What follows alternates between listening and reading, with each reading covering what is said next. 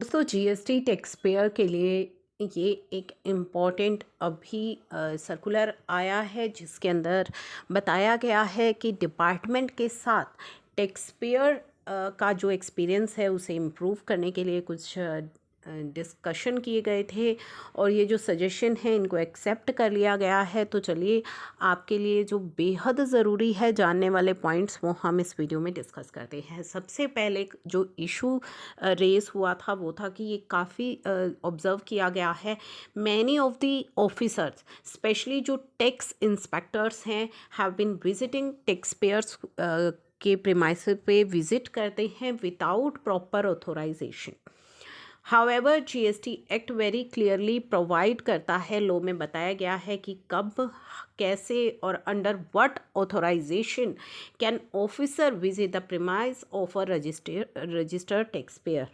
ठीक है, तो ये लॉ के अंदर सारी बातें बताई गई है, फिर भी प्रॉपर ऑथोराइजेशन होने ना होने के बावजूद भी विजिट किया जाता है। तो उसके लिए जो डिसीजन लिए गए हैं, no officer shall enter the premise of tax payer without display of proper identity card वो दिखाएगा।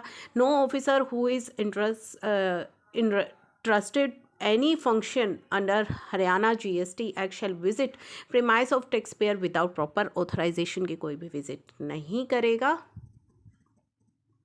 Tax inspectors shall not visit any premises except when they are conducting physical inspection under Rule 25 के तहत जब वो physical inspection कर रहे होंगे उसी समय विजिट करेंगे।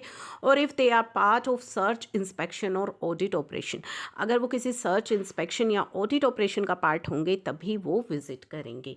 इसके बाद ऑब्जर्व किया गया है कि inquiry officer while conducting inquiry करते समय कंप्लेंट्स की रिपीटेडली कॉल करते हैं कंप्लेनेंट को for production of record and giving statement.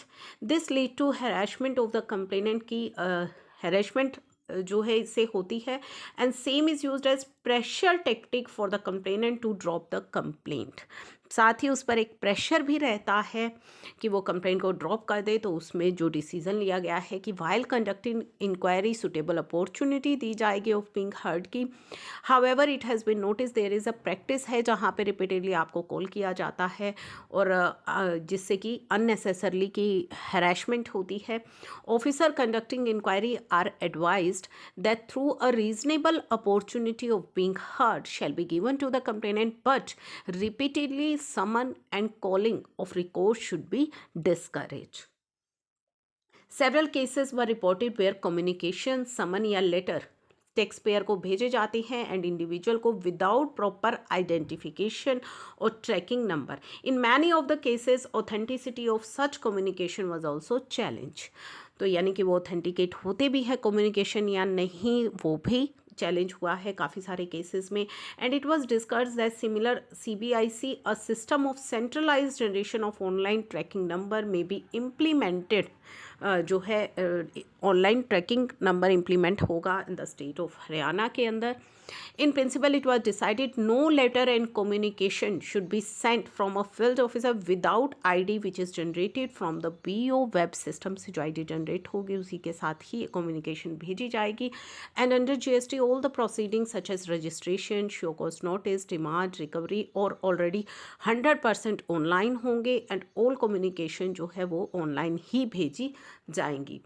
In case system does not provide specific functions such as summons, etc., ID can be generated using enforcement inquiry ID module के द्वारा generate की जाएगी। If due to any circumstances ID create नहीं हो पाती है, then ID shall be e-office number generated for the file.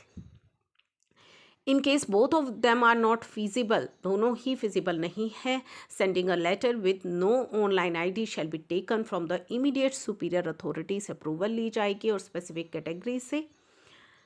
There need to be a mechanism to ensure there is proper blockage of ITC. Blocking of ITC जो कि एक बहुत ही important जो issue है उसको भी यहाँ पे डिस्कस किया गया है।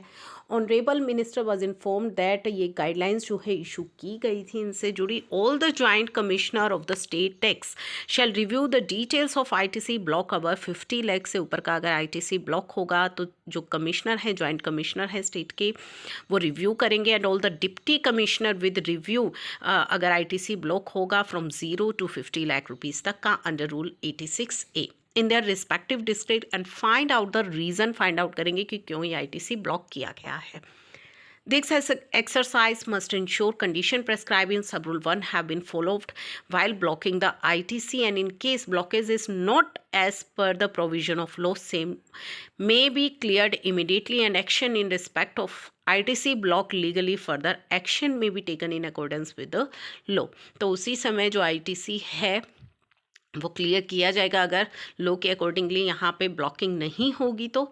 If on the basis of review done officer is satisfied that condition for disallowing debit of electronic ledger no longer exist he may allow such debit. अगर जो कंडीशन है जिसकी वजह से आपका ब्लॉकिंग हुई थी वो कंडीशन अब एग्जिस्ट नहीं करती है तो वो डेबिट अलाउ करेंगे। And back end system allow for blocking unblocking of ITC by excise and tax officer of the state tax. Unlocking shall be done by the excise tax officer of state tax after taking due approval and permission लेंगे from the officer जो कि mention किए गए हैं paragraph 1 में। In writing में वो permission लेंगे।